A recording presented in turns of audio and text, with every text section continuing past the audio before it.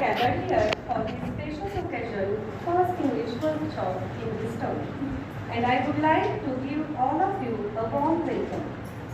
On the behalf of Kalush Shikshan Prasarak Mandal's Kalush, Lakshmanrao Kirloskar Vidya Mandir and Junior College, to welcome today's chief guest, Honorable Mr. Milind Vasantrao Mane, for his gracing this event with presence. We are very grateful to you for accepting our invitation and becoming the chief guest of today's event. Also, I welcome today's Mr. Respected Shri Dhondiram Shinde Sir, Secretary of Kalush Shikshan Prasarak Mandal, Principal of ACS College Kalush, Dr. Sangre Sir, Respected Shri Jayanta Randana, Chairman of School Committee, Respected Shri A.S. Sawant Sir, Principal of L.K. Vidya Mandir and Junior College Kalush, Respected Madam Mary Kulkarni Madam, Vice Principal of L.K. Vidya Mandir Kalush, Respected Kumar Sir, Head of the Cultural, Respected Sir R.P. Kadam Sir, Supervisor, Respected U.P. Patil Madam, Respected Aute Madam, Head of the Department of English Medium School, Respected Shri Dr. P.M. Patil Sir, Head of the Department of ACS College, Kalush. And once again, I welcome to all the teachers and other who comes here and are present here. I once again welcome you all. It's my immense pleasure to come before you for this auspicious day. I am so happy to welcome you in this workshop. It's my privilege that I am standing here at this prestigious stage and given the opportunity to say warm welcome to all of you of Kalush Shikshan Prasarak Mandal. I cordially welcome the teachers on behalf of our institution. Friends, as you know it very well that English is an international language. It has a great prestige not only in the country but also in the world. So it is called the window of the world. When we think about English teachers from our Maharashtra, we feel that we need some more things to improve and furnish our English language. Of course, there are certain resources for improving English language, but we have chosen this resource of English workshop, especially for teachers who are belonging from Kalush Shikshan Prasarak Mandal, Kalush. First of all, I welcome today's our chief guest. It is a pleasure to welcome such a noted personality as our guest of honor today, Mr. Milind Mane, who is popular, who is well-known teacher. So, on the behalf of one and all present here, let me please extend a welcome to you, sir. I also welcome today's president of this program, Mr. Dhondiram Shinde, the secretary of our Shikshan Prasarak Mandal. I also welcome Mr. Ramachandra Patil, chairman of our Kalush Shikshan Prasarak Mandal, who always guide us and encourage us to do better and better. I also welcome Jayant Nana Kadam, as well as the headmaster of our school, Mr. Sawant sir, Mr. Sadukhe sir, who is the principal of ACS College, vice principals, Mr. Page sir, Kumbhar sir, M.A. Patil sir, head mistress of our Bal Vikas Mandir and English Medium School, and all of you. Thank you to each and every. Good afternoon. As we know that the importance of English language. English is the global language. Nobody can deny the importance of English language. In the present time, it is clear that English language has become more dominant around the world. In some countries, it is used as the mother language, and other countries learn it as the second language in their schools. It is quite wonderful thing that everywhere nearly 4,000 new words are added to the English vocabulary. So, English has acquired the tag of the language of internet. It helps us learn about different cultures from all over the world. So, the goal of the teachers workshop is to help and improve the teaching skills and the teaching environment. It provides networking opportunity from the teachers and all they do not have to pay for the continuing education they receive. So it's one of the opportunity for us.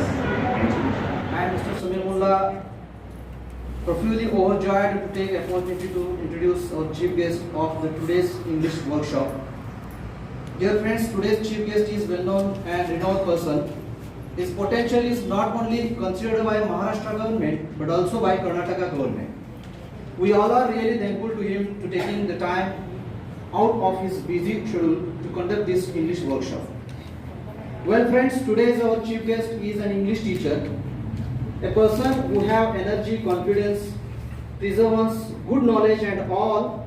He is none other than Mr. Milind Vasantrao Mane.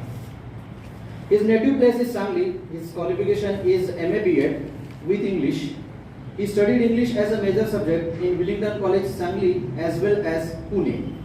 He secured 44th rank for HSC board examination Pune in 1992. He is a university topper in 1997. He has been working as a secondary teacher since 25 years. He is a Techno-savvy teacher. He has been honored with various awards. Recently, he has been awarded with the MLA Krishnarao More Saravde Ideal Teacher Award. Basically, he is from Sangli, but the actual work he started and succeeded in Kolhapur. He has been working as an English teacher in Madhyamik Vidyalaya Talashi, Taluka Radhanagari. According to Swami Vivekananda, education is the manifestation of perfection already in man, and the ink of the pen is more purer than the blood of the martyr. Keeping this point into the consideration, Mr. Milind Mane always being in touch with education as well as children. Dear friends, he has been working as a master trainer for British Council from last 7 years. Besides, he is a good trainer for ELIPS, that is English Language Initiative for Primary Teachers. This course actually is considered for primary section. He is an English holder in various English language projects in Pune, Mumbai and several other countries from state. He has been monitoring various English language projects in Kolhapur also. Speaking in English is his hobby. He is also taking painstaking efforts in order to develop his students in English.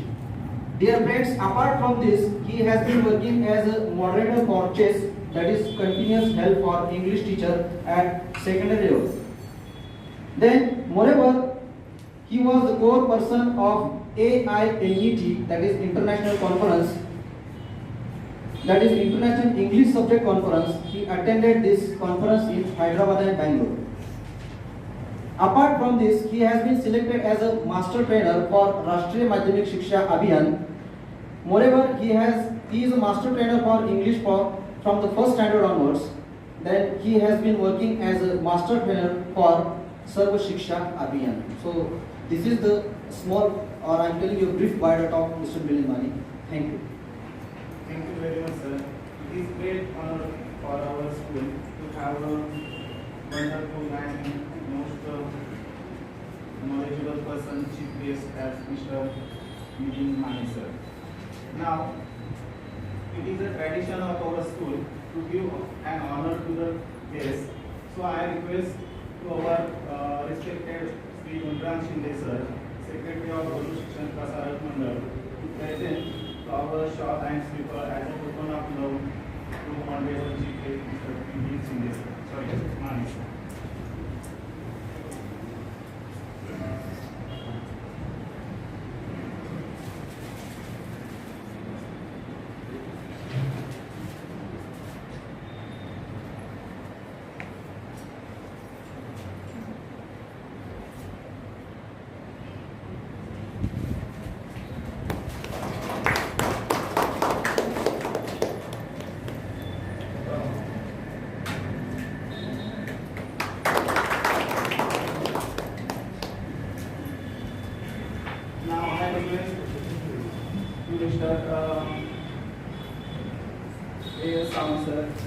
HM of Lakshmanrao Kirloskar Vidya Mandir to present a flower to respected Sindhe sir.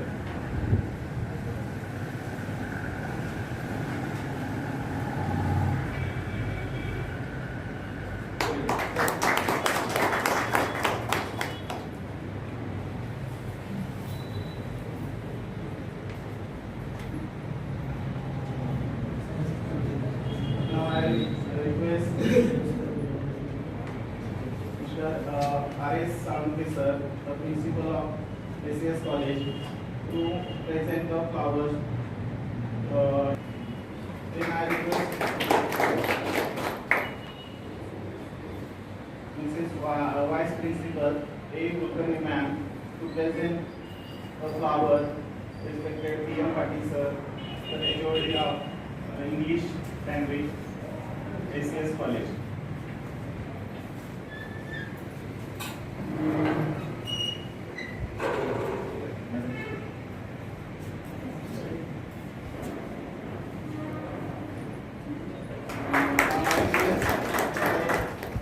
Patil sir, Vice Principal of Junior College, to present a flower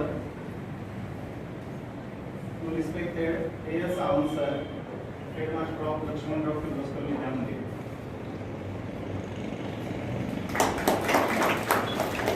Now I request Mr. R.P. Kadam sir to present a flower to respected R.S. Salunkhe sir,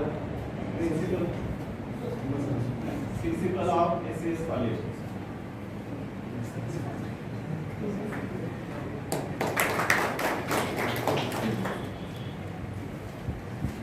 Now I request R.P. Kadam sir to present a flower to the head of cultural activities, Mr. S.N. Kumar sir.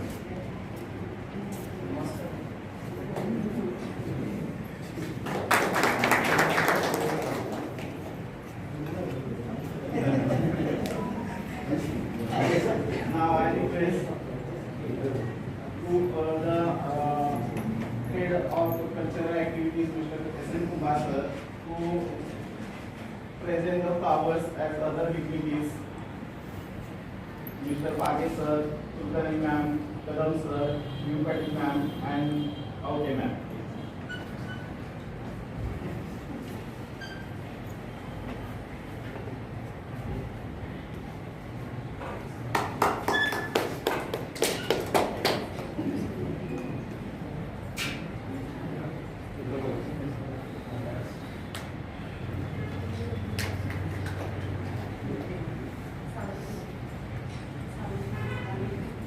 Sound ma'am also, Bhavika Singh.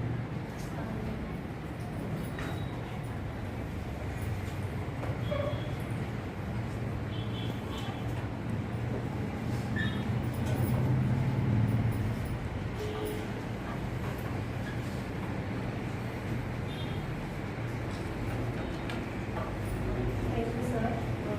Please be seated. Life as a teacher, begin the day. We realize that you are always alert. In learning, we will teach and in teaching, we will learn. Without change, there is no innovation, creativity, and institute for improvement. Every teacher needs to improve not because they are not good enough, but because they can be even better. So now, I request our chief guest, Mr. Milind sir, please share their precious thoughts, ideas, techniques, and valuable guidance to us. Please give him a big hand.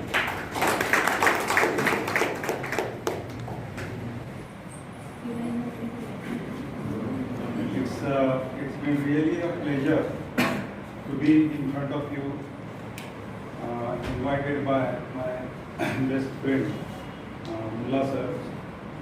And most importantly, I don't know how many English teachers are there sitting in front of me and how many are from other subjects. But never mind. Who are from the other subjects, definitely they will get something from this session, and I am sure about it. So I am a teacher who is a learner for last 25 years. So I'm always striving for learning, and learning is more important than teaching in our teaching learning transactions. So two people, one is farmer and second is philosopher. Why? He says that farmer feeds the stomach and philosopher feeds the brain, and both are very much important to get our life going on in a proper channel. So in this respect, we can say that a journey of 1,000 miles begins with a single step. A journey of 1,000 miles begins with a single step.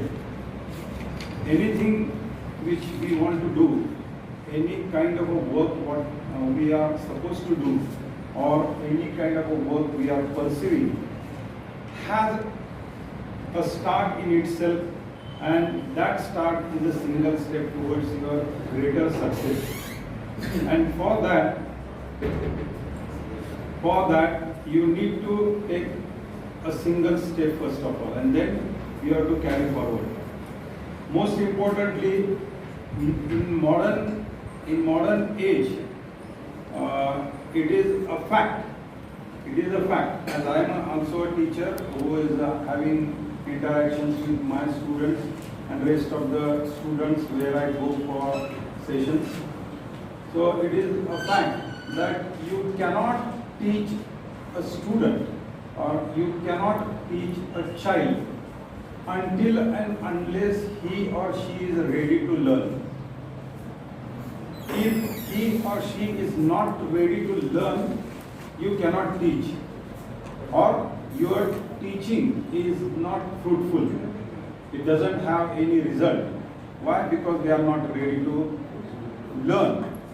So for that, what is important in that particular case?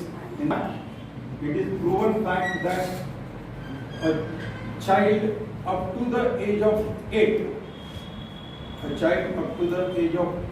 can learn any language by listening. Can learn any language by listening only. He or she doesn't have to go to school, formal school. He can learn any language up to the age of 8. And listening is the first and the foremost thing to learn any language. So regarding that, child psychology is very important. Now I would like to go through 3-4 activities which you would like to conduct accordingly in your respective classes for updating or upgrading the child psychology. Child psychology is very important in teaching learning transactions or learning, as the student has to be updated,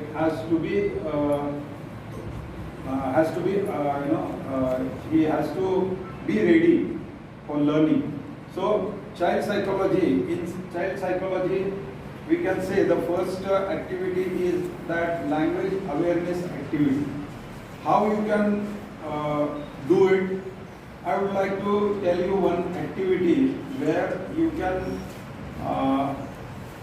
make sure that there is awareness for the language in your children. Say for example, if we are studying the language and the activity is that sonar,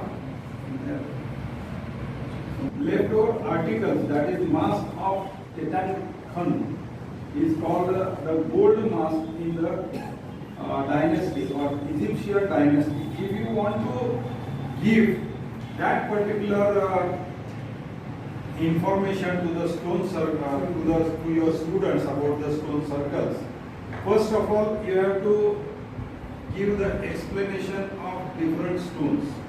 If you are teaching, if you are making the awareness of that particular language or that particular area where you want your child or your children to be aware of. So It is a stone circle, and you have to give the explanation of that particular stone. Now, after that, you have to tell your students. It is a step-by-step activity. Then you have to give your students that they will have to imagine the different types of stones which they come across in their day-to-day life. Okay, if they imagine it, they will write down what kind of stones they will have, and then you will form groups among themselves. Say for example, 40 students are there in the classroom. You can form groups of 10 or 4 of 10 each, or 10 of 4 each. So likewise, according to the size of your classroom, you can form the groups, and after forming the groups, you can tell them to construct the story based on that particular stone which they have imagined. And they will start writing something about what they have imagined. And after their writing, you go to the groups. If there are 4 groups in the classroom, you go to the groups and try and correct the mistakes if they have made. Otherwise, you are not supposed to correct the mistakes. Tell in the group itself that they will correct their mistakes if they have made in their respective groups. Then, after writing something about that particular stone, then there are speculations, or they will think. Say for example, in the Egyptian era, there was a Stonehenge kind of a stone. I have a photo in my mobile of that particular stone. They will come to know about that particular culture, and they will try to write something about it. And then after finishing their group work, it is not just a one hour or one class activity. It will take 2-3 classes. Okay. And after finishing their group work, they will speculate on how the future generations will write about today's culture. Today's culture, that means in this era, how much stones are there. And because in archaeological department we have digged it out different kind of cultures like Harappa and Mohenjo-daro kind of. So in this era, what is the culture will be speculated by the future generations, and how you will do it. As I said, you can swap the particular topic. I am telling about the stone, you can tell about the different topic. You can deal with the different one topic, okay, one subject matter, and you can swap that particular subject matter to other groups, and then you can make the variations in your activity by telling them. Before it, you said that you have to write something about that particular culture, that particular stone. They have written in groups, say for example, in 10 groups, they have written 10 sentences, and it is formed a good story. But you can make the variations in it by telling them, giving other subjects also, by telling them to make other types of writing. Say for example, poems. Say for example, you can write prose, you can write drama, you can write newspaper reports, according to the culture, according to that particular subject which you have given to them. Now, this activity, what will be the what is the use of this activity? First and the foremost thing is that you will speak minimum sentences in the classroom.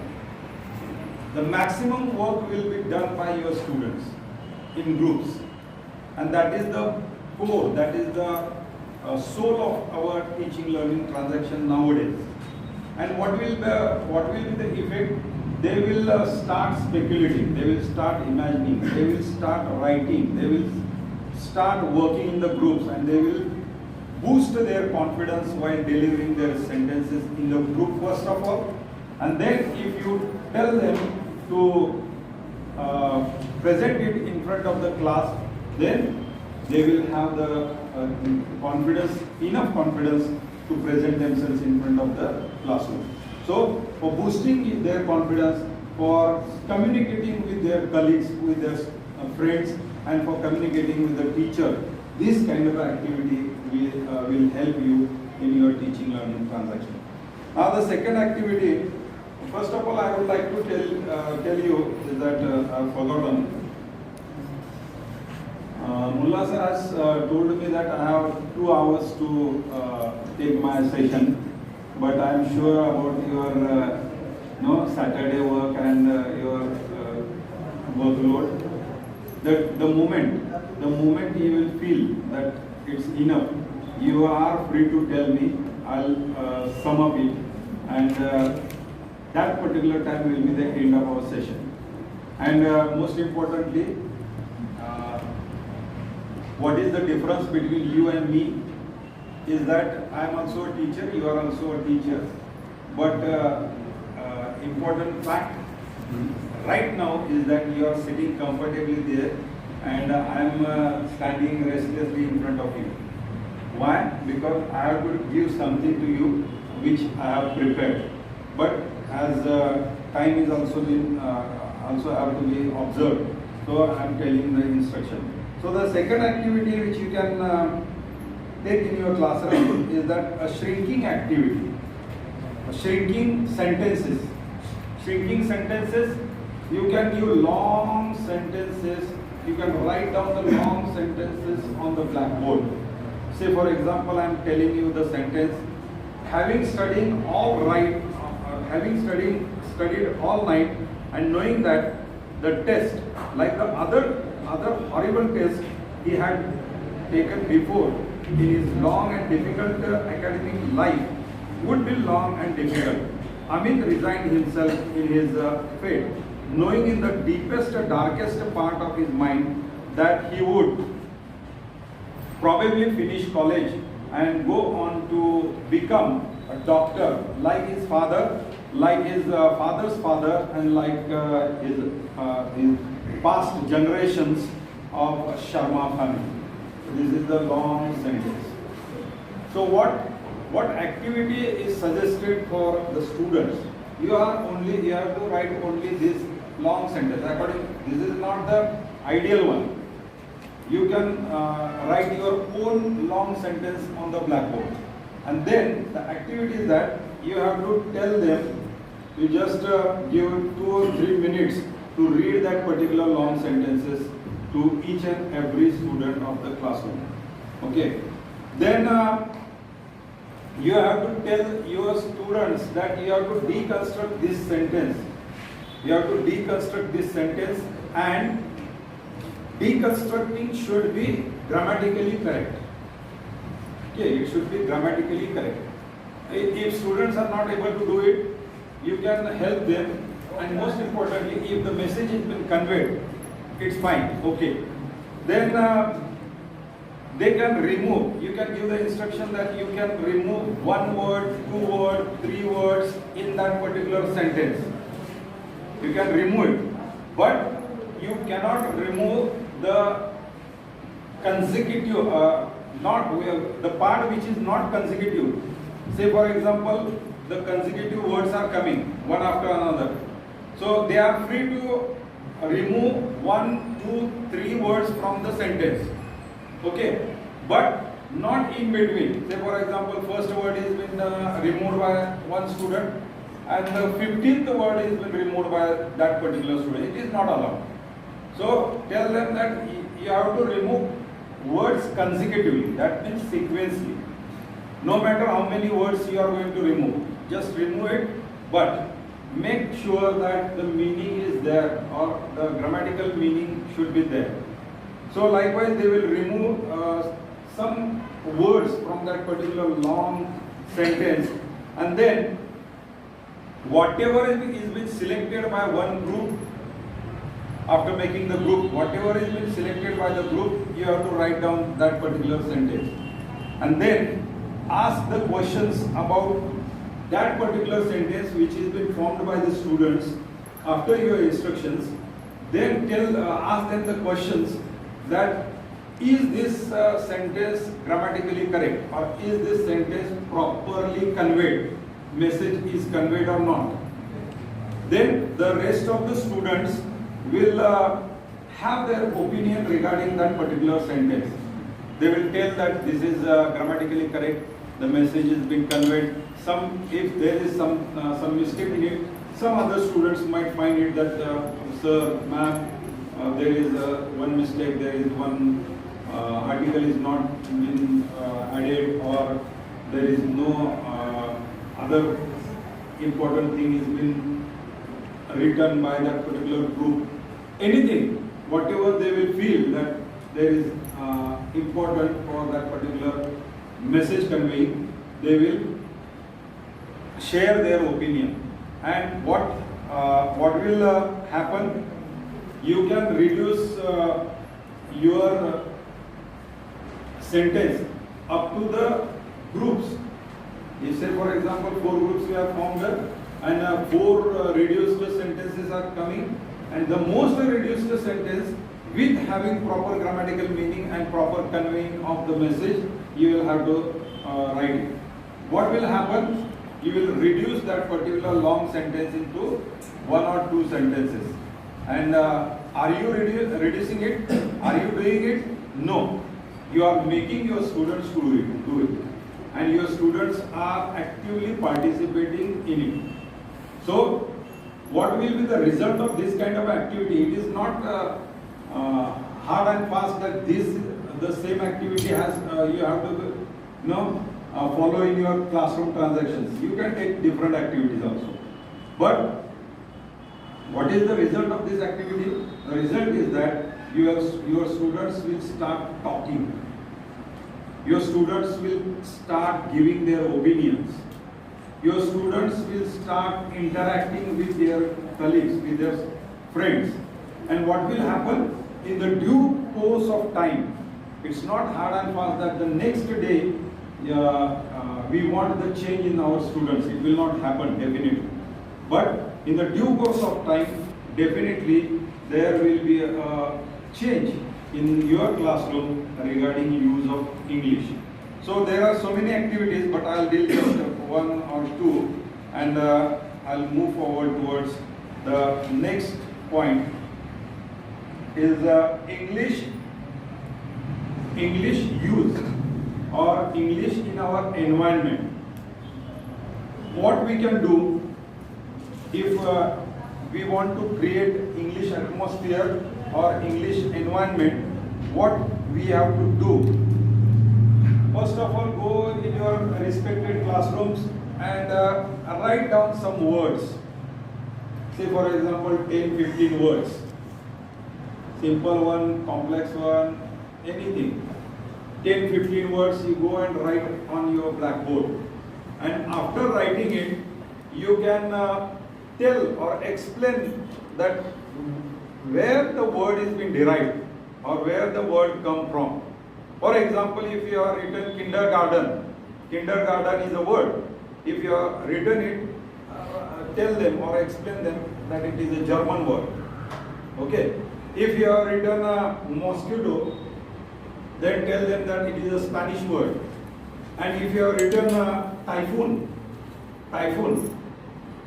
in our Indian culture, it is a storm, okay, a kind of a storm. But typhoon is the word used in Japan. So it doesn't mean that we are teaching them the other countries' languages.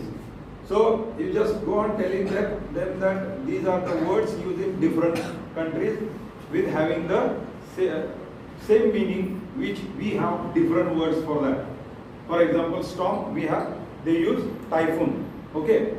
Then after they understand that these are the words which can be used in our word vocabulary, then tell them that most of the languages in the world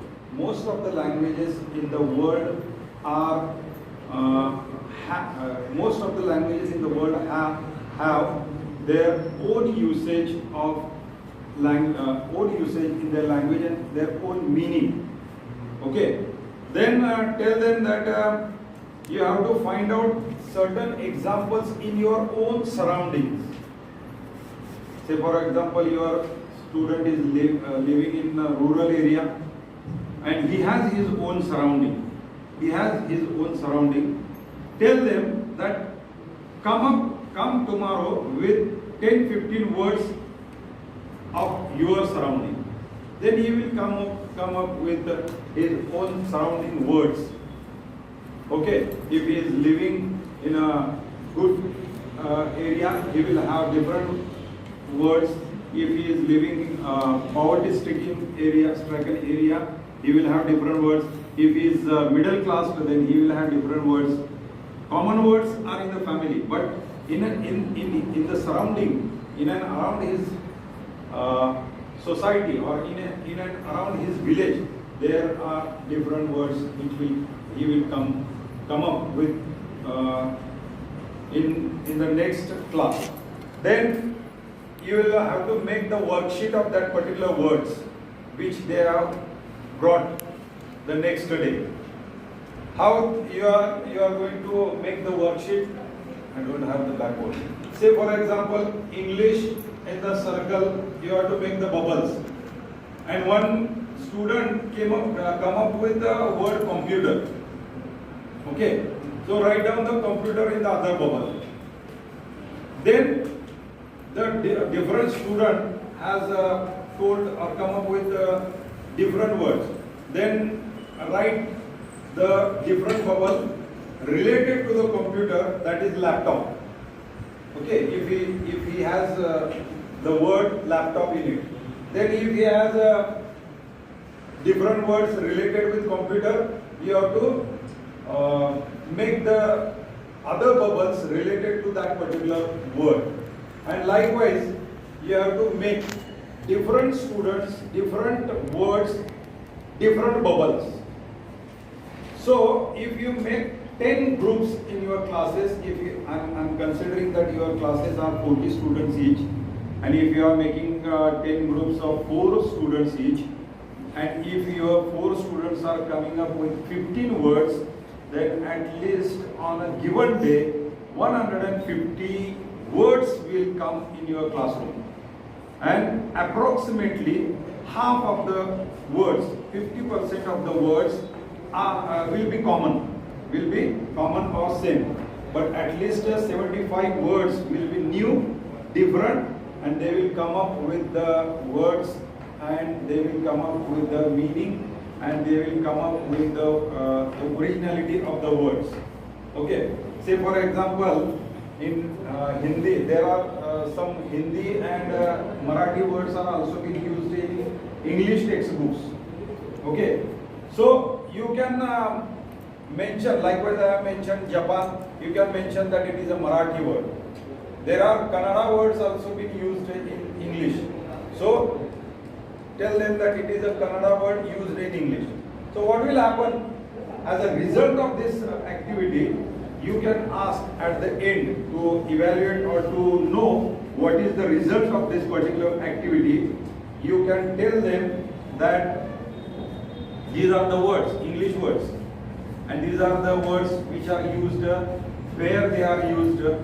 They are used in society, they are used in family, they are used in school, they are used in different places.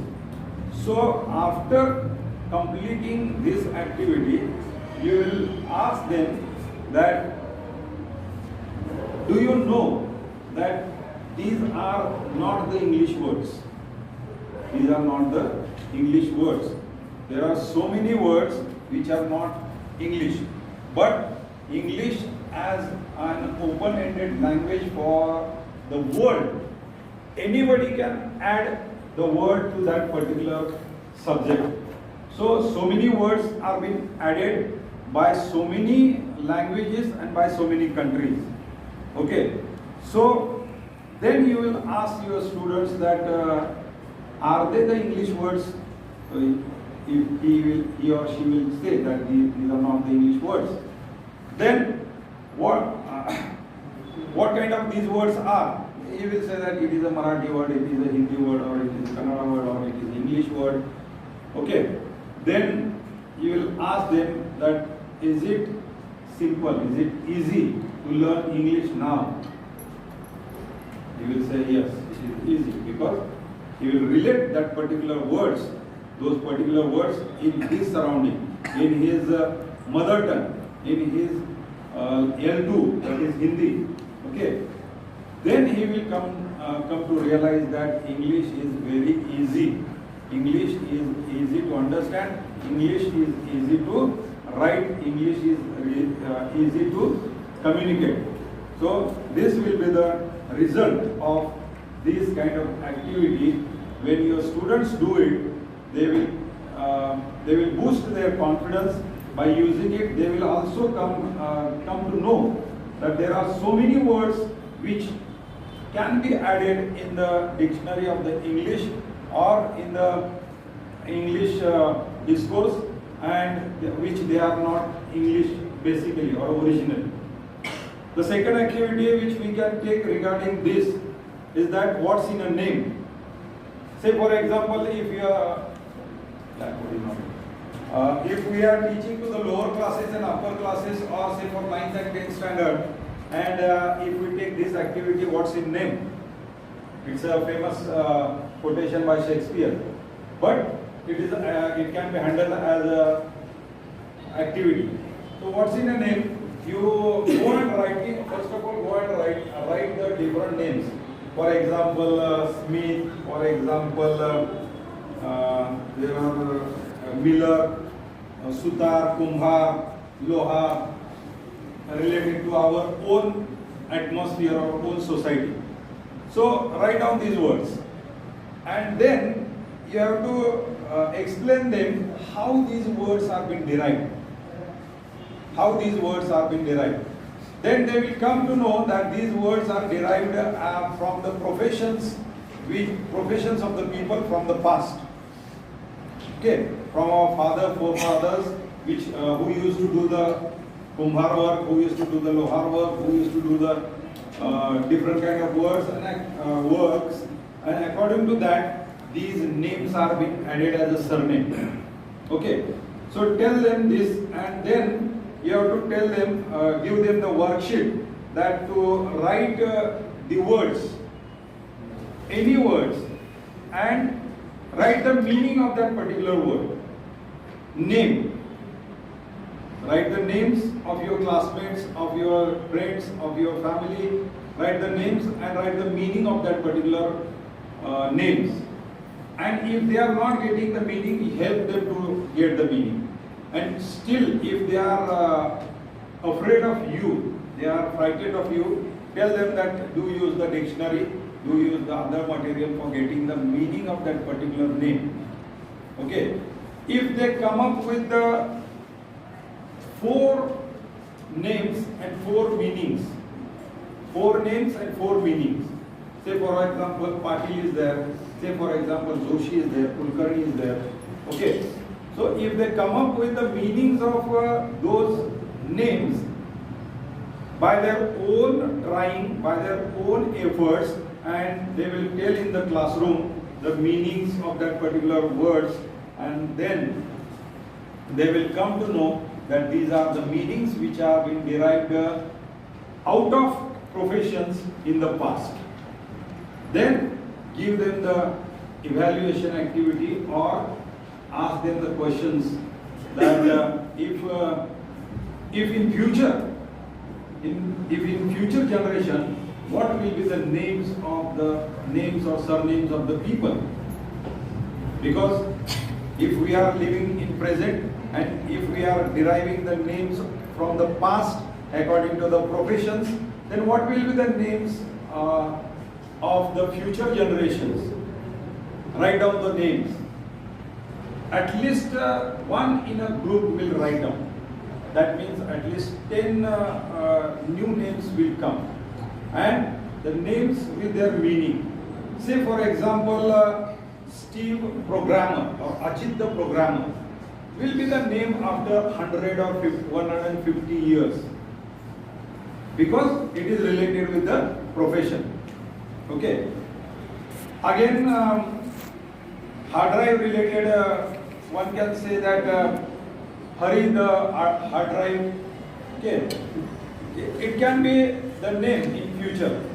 So I am not fixing it, but tell them to make these names and the meaning of the names. Okay. So what will be the effect of this activity? What will be the result of this activity? Is that they will start deriving the meaning of the word. They will start trying to get the meaning of the word.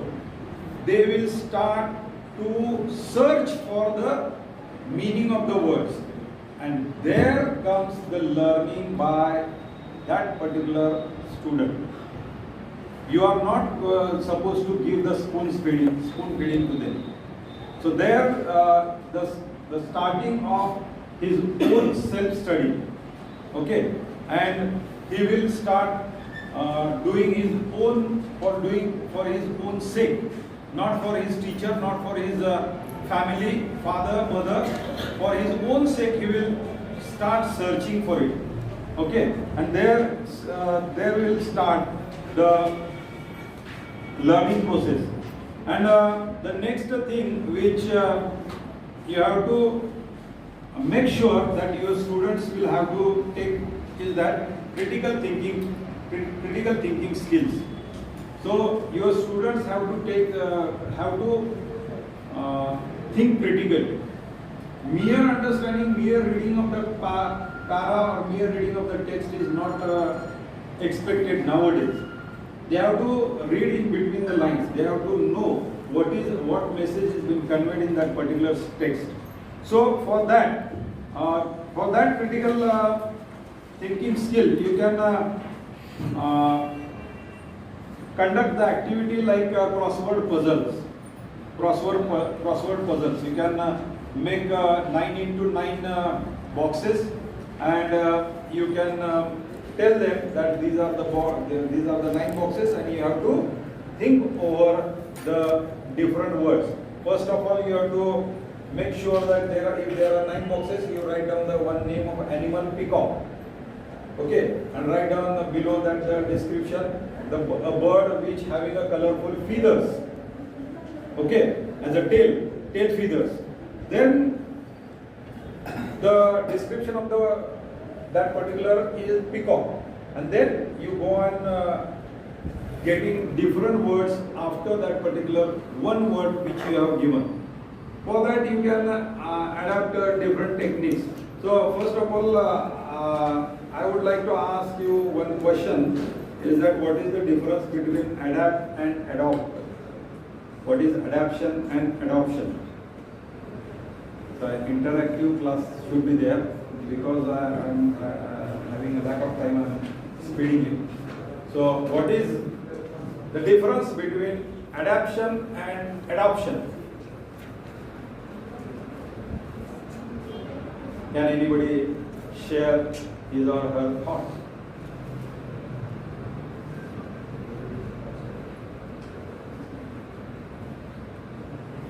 Okay. Just tell me, the parents who do not have child, they adopt a child. Okay. Say for example, one couple is adopting a child and going to that particular institute and getting the child. Do they make changes in that particular child? No, he is black, I want to make it fair. He is not having proper look, I want to. So the couple is not allowed to change that particular child. They have to take as it is. Okay, they have to adopt it as it is. So there are techniques, there are methods, there are strategies which have been told by our expertise, by our Maharashtra government, by our Pune NCRT, SCRT, or now it is being called a RA in English subject. Okay. So taking the activities, strategies, taking the methods as it is called adopt. It is very simple. Take it, deliver it, finish. my work is finished. So it is not important as a teacher, you have to adopt it. Sorry, you have to adapt it. Adaptation is making some change. And why you are supposed to make the changes? Because the students sitting in front of you are from different strata. They are from different backgrounds. They are having different mental abilities. And likewise, you teaching learning process in your classroom. That is called adaptation. So for it, sir, slide. So for it, I'll begin with my slideshow.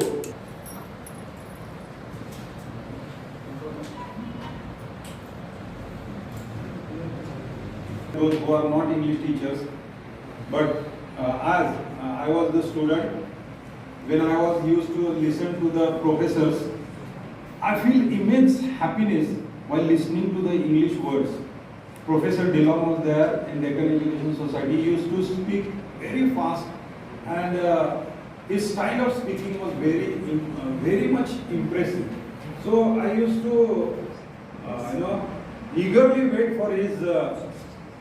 So if there are no English teachers, these skills are also been useful for you. So importance of communication skills in English. What is it? First of all, as I have told, that listening is the most important skill, because any language can be learned by listening. Say for example, this entire class is been lifted and taken to the Karnataka and stayed there for 6 months or 1 year. Definitely we will start speaking Kannada, because the atmosphere is there, because the words are there. And it doesn't mean that you have to speak Kannada. By listening you start deriving those words. By listening you start getting the meaning of those words, and then start talking about those words. Okay, so fertilizing your ears. Fertilization is used in the farming sector, but fertilizing ear is very important. As an English teacher or as a teacher, fertilizing ear is very important. Why? Because if you fertilize your ears, most of the important data will be there in your brain, and you will be able to use it in your classroom transactions. So listening, there are different kind of discriminative. Discriminative writing, listening is the kind of listening where we are not interested. We just listen because someone is just talking, someone is just telling. Okay, we are not bothered about the meaning, we are not bothered about the words. That is discriminative listening. Second one is comprehensive listening, where we focus on getting the meaning of what is being spoken, what is being told. Okay, we try to get the meaning of what is being told. Then informational. If we want some information, then we listen. We listen to the people to get the information. Then critical listening. If somebody, say for example, I'm conducting the session here, and someone, 2-3 people here think that he just is speaking in English, and he is not giving the proper, and he is most importantly not keeping eye on the watch, because it is 1:30. So some people may think that this part is not important for me. This is important. This I may take in my classroom. So this is critical listening. Okay. Then emphatic listening. In emphatic listening, we do focus on certain parts of the listening where we want to exceed, where we want to have our success. Okay, that is emphatic listening. Then speaking, that is very simple. We speak to inform somebody. We speak to persuade. Persuade means, say for example, I want to convince some topic to you, we persuade while speaking that this is right. This is right. You should do like this way. So this is speaking to persuade, speaking to actuate. Speaking to actuate very important in modern classroom, because you have to make your students activate. You have to make your students do the things on their own. That is speaking to actuate, then speaking to entertain. It is very simple. If you go into the classroom and you take a rhyme, that is speaking to for entertainment. So next.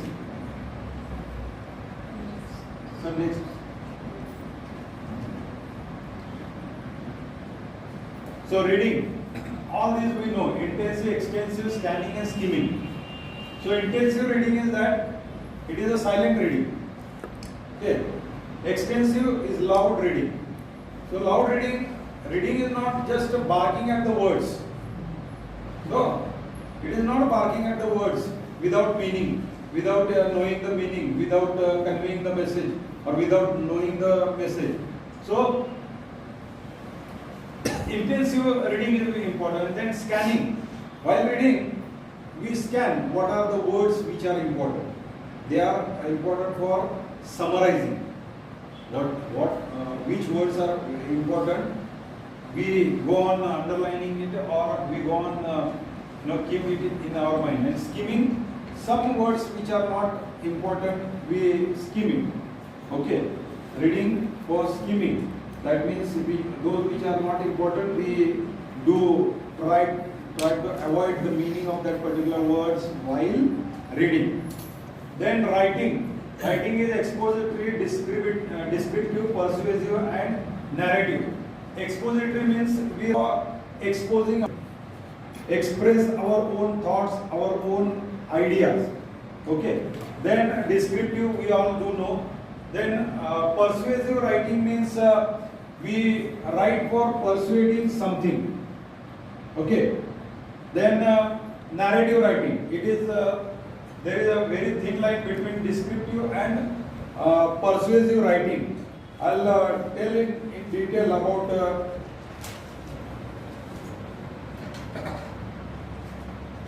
persuasive writings of vocabulary: polysemy, then synonymy, collocation, connotation. So polysemy is a contextual of many possible meanings, or contextual meaning. In broader outlook, contextual meaning. Say for example, I tell that he is a doctor by profession, and the next sentence I'll tell that he has achieved a doctorate in literature. So doctor and doctor words, if they are same, still contextually they are different. Okay, so that is called polysemy. Synonymy, we know, similar words. Then collocation. Collocation is the words which are familiar and grouping words. That is a big dreamer, or in our context, heavy drinker. They are collocated. They are attached with each other. Cup and saucer kind of words. Okay, they are collocations. Then the last one is connotations. Connotation is the implied meaning that is associated with the addition of its literal meaning. The association can be cultured or emotional. For example, dove. Dove as a bird, we know it, we name it dove. But it is associated with peace. Dove is associated with peace. Okay. Then babe, we say to woman or a girl, baby or babe. So babe is the word, connotation word, but it is associated with woman or a girl. Okay. Then Hollywood. Hollywood is an industry. The actors and actresses working in a particular field. Hollywood. but it is related or it is associated with fame. It is associated with fame. Then job. Job is the word, connotation word, job, but it is associated with our profession, career. Okay, so these are the connotation words. So next. Okay, how we can develop our vocabulary, which is the heart and soul of our teaching, learning, transactions in our classroom. Number one, words can be related to the topic, can be related by topic. Then can be related by meaning, synonyms, antonyms we know. Derivations, sorry, this is spelling mistake is there. Derivations. So derivations, what does it mean? Derivations means we add suffixes and prefixes, which has been derived from the main word. Okay. Say for example, play is the word, and we had er, player. So er is the derived word from the base word play. Okay. So derivation is one of the developing vocabulary activity. Then grammatical similarity, discourse connectors. Discourse connectors means that those who are related with the profession. In our profession, when we plead or when we request, it is called a request. But in the courtroom, it is called a pleading of a lawyer. So these are discourse connectors. Words that are form a set of idioms. It is very important. A set of idioms as white as snow, okay, as heavy as lead. These kind of idioms. Then words grouped by register. There are different kind of register which come up in a group. They are called word registers. Next, sir. Okay. So for vocabulary, these are the activities which we can conduct in our classroom. Number one, reading. Number two, understanding the meaning of the context. Number three, usage of that particular word. Number four, referring to dictionary. Number five, speaking. And number six, writing. Starts with reading and ends with writing. So it is a process. In one academic year, you can start with reading and you can end up with writing with the help of the vocabulary. With the help of the vocabulary or vocabulary developing in your students. Next. So developing vocabulary, this is very important. While teaching and while testing, what is important? While teaching, before you reading, while you are dealing with the text, and independent reading test, incidental reading. These are the kinds of reading while teaching vocabulary. Say for example, you are teaching one paragraph, two paragraphs, or one lesson, or one topic, one poem. Then you start giving the words which are there in your teaching lesson before reading. Before you are reading that particular topic. Then while you are dealing with the text, and then after it they start independent reading. Independently your students start reading. Then incidental teaching is there. Incidental teaching means in somewhere, sometime in your classroom, students may not get the meaning of that particular text. You can tell the meaning, or you can explain the meaning of that particular text to your students with the help of their L1, that is language or mother language. Then testing, framing text items and consideration of variety of exercises. Here you can consider variety of exercises to test your student regarding vocabulary. Okay, and you can frame the same text, parallel text which you have taught for evaluating or for testing your students. Next. So types of exercises. What are the exercises? Before I have told you that these are the exercises which you can follow for testing the vocabulary. These are the exercises. Number one, word ladder. Two-letter words, three-letter words, four-letter words, five-letter words. Okay, for testing your students' vocabulary. Know the word. That means giving the word, and your students will know that what this word is. Okay. Next, matching synonyms, word family diagram, we know it. Idiom similes, we know it. Idiom similes, I have told you that as heavy as lead, as fresh as dairy, as strong as rock. These are the idioms, similes, and phrases which your students are supposed to use in their writing. When they will write in their exam or in their own way, when you will take these kind of exercises in your classroom for vocabulary boosting. Okay. Number 4. Number 4, word family diagrams. What is it? Word family diagrams. Okay. Say we have family diagrams. Patil, then grandfather, grandmother, then our father, uncle, auntie. Tree diagram type. This kind. But you have to give the related words regarding that. Yes. Okay. Related words. Say for example, family. Then he will write mother, father, brother, sister, auntie, uncle. Okay, these kind of words. These are the word family diagrams, which is a very important exercise to boost the vocabulary of your students in your classroom transactions. Next, learner-centered methodology. So nowadays, it is in olden days when we were the students, it is a teacher-centered methodology used in classes. Nowadays, it is a learner-centered methodology.